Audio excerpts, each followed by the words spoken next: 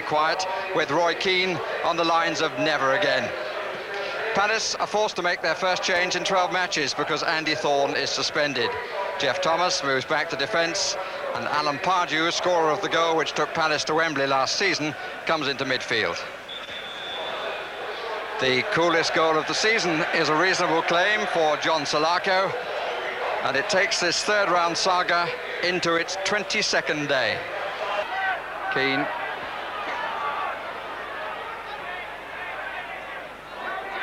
Chapel. All bar Crossley in the Palace half. Pearce, bit of space for Hodge, which Humphrey tries to cut down. 5 waiting for Forrest. Hodge, Parker! Beautifully placed. Beautifully placed. And fine play by the England man, Stevie Hodge. Good move that by Forrest. Went right across from the right to the left side, and Hodge pulling it back at a great angle, and it was a lovely placement. Well, Stevie Hodge here with John Humphreys just makes the angle, gets across almost probably through the legs of John Humphreys, and there Gary Parker showing you don't have to blast the ball, try and break the net, pick your spot, make sure you get it on target, and really no chance for Nigel Martyn. And we've got our goal in early in the second half, this time at the other end though for Forest.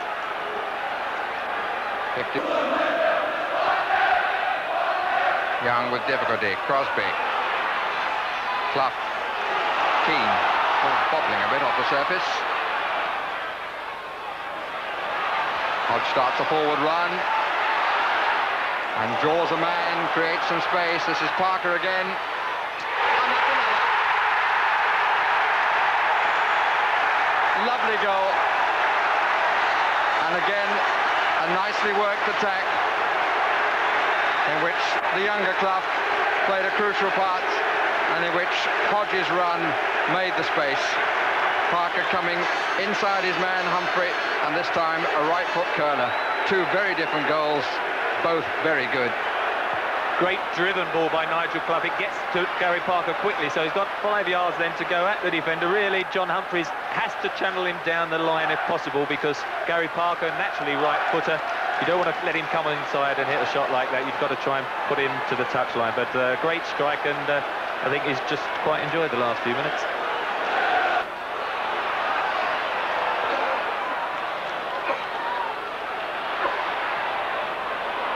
Parker went on a good run, man on a hat-trick. Wilson, they're finding space now. Here's Crosby. Lovely goal.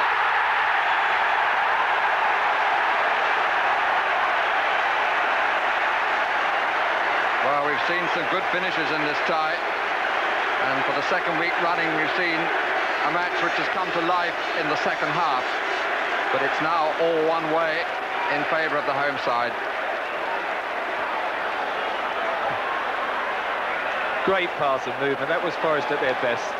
Really 4 or 5 players involved there. Gary Crosby hitting the far post, but it went from Pearce to Parker to Clough to Wilson, and then Crosby to finish. 5 players, and Forest showing what good touch they do have when they're playing like this, and really how often it happens when you do get a breakthrough, you suddenly get a team run away with it. We've had, what, 2 long games, extra time, 3 postponements, and then suddenly we've got a result 3-0 that at half-time we wouldn't have